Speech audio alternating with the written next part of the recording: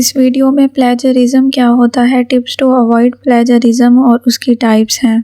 Plagiarism एक ऐसा process है जिसमें हम किसी दूसरे का काम, उसके वर्ड्स और उसके आइडियाज़ को कॉपी करते हैं, ये प्रिटेंड करते हुए कि ये हमारा अपना है, बिना उसको क्रेडिट दिए।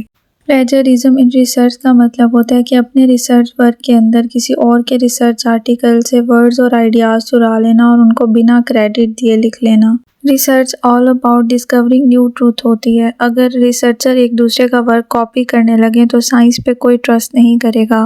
प्लेजरिज्म से रिसर्चर का करियर हमेशा के लिए रुइन हो सकता है, तो इसलिए रिसर्च के अंदर सिटेशन यूज़ करनी चाहिए, मतलब कि ओरिजिनल ऑथर का नाम और उसका ईयर ऑफ स्टडी। प्लेजरिज्म की एग्जाम्पल है, ये एक टेक्स्ट दिया हुआ है, ओरिजिनल वर्क है the blue flower extract cures the disease in 80% of mice.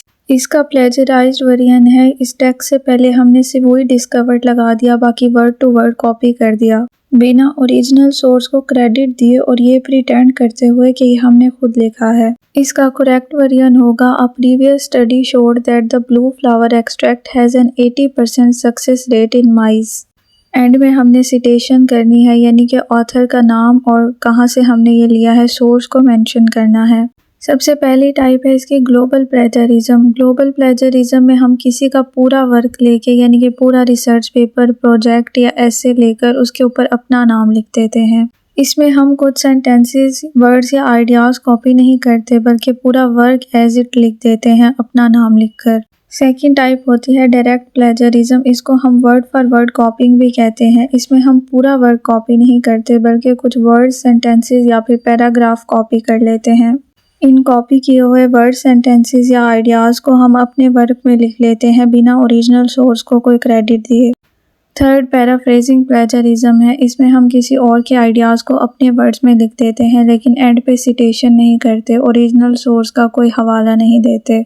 Even अगर हम किसी और के वर्क को अपने आइडियाज़ में लिखें, लेकिन ओरिजिनल सोर्स को क्रेडिट देना ज़रूरी होता है। फोर्थ टाइप है पैचवर्क प्लेजरिज्म। पैचवर्क प्लेजरिज्म एक कोलैग ऑफ चीटिंग की तरह है, जिसमें हम डिफरेंट सोर्सेज से वर्ड्स, आइडियाज़ और सेंटेंसेस लेकर अपने वर्क में लिख लेते हैं और किसी एक भी ओरिजिनल सोर्स को क्रेडिट नहीं देते। नंबर 5 है सेल्फ प्लेजरिज्म। सेल्फ प्लेजरिज्म में हम अपना पहले से किया गया, प्रीवियस लिखा गया कोई काम दोबारा से लिखते हैं और बिना ये मेंशन किए कि हम इसको पहले भी लिख चुके हैं या पब्लिश कर चुके हैं। फॉर एग्जाम्पल, एक ऐसी असाइनमेंट जो हम प्रीवियस सेमेस्टर में भी सबमिट करवा चुके हों, वो नेक्स्ट सेमेस्टर में दोबारा से सबमिट करवाना। नंबर 6 है accidental plagiarism. Accidental plagiarism purposely नहीं होती। इसमें राइटर ओरिजिनल सोर्स को मेंशन करना भूल जाते हैं। ऑल्दो ये अनइंटेंशनल होती है, लेकिन फिर भी कंसीडर प्लेजरिज्म ही होती है। उसके बाद कुछ टिप्स हैं टू अवॉइड प्लेजरिज्म। सबसे पहले always give credit to the original source. उसके बाद है यूज़ कोटेशन मार्क्स। अगर हम किसी के एग्जैक्ट वर्ड, सेंटेंस या आइडियाज़ को कॉपी कर रहे हैं तो उसके इर्द गिर्द कोटेशन मार्क्स यूज़ करने चाहिए। उसके बाद है यूज़ योर ओन वर्ड्स। किसी और के आइडियाज़ को लिखते हुए हमें सेंटेंस स्ट्रक्चर कम्प्लीटली चेंज कर देनी चाहिए, उसे अपने वर्ड्स में लिखना चाहिए, ना कि सिर्फ कुछ वोकेबलरी टर्म्स को स्वैप कर देना चाहिए। Keep track of your sources. जब हम रिसर्च कर रहे हों तो जो जो सोर्सेज हम यूज़ करें, हमें उन सब को याद रखना चाहिए, जैसे कि कोई ऑथर, उसकी बुक या फिर website. Site your own past work. अगर हम कोई ऐसी इंफॉर्मेशन यूज़ कर रहे हैं जो हम पहले भी पब्लिश कर चुके हैं या लिख चुके हैं, तो हमें वो भी मेंशन करना चाहिए। ठीक उसी तरह से जिस तरह हम दूसरे ऑथर्स का वर्क मेंशन करते हैं, हमें उसको भी मेंशन करना चाहिए। अपना वर्क सबमिट करवाने से पहले हमें प्लेजरिज्म चेकर का यूज़ करना चाहिए, यानी कि अपने वर्क को दोबारा से स्कैन करना चाहिए और चेक करना चाहिए कि सिटेशन और कोटेशन यूज़ हुई है कि नहीं।